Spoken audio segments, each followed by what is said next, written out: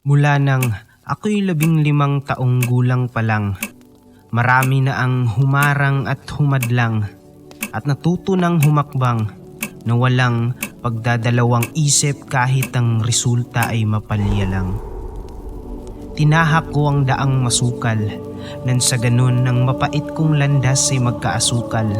At kung may oportunidad, huwag kang paisi-isi dahil wala sa unahan na sa huli ang pagsisisi. Ang puso mo dapat kasing tibay ng asero, lalo na't maraming lait bilang isang tao.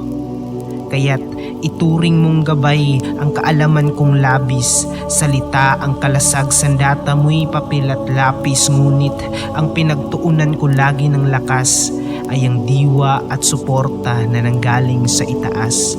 Kung gusto mo may marating, lahat ng yan ay pinagsisikapan.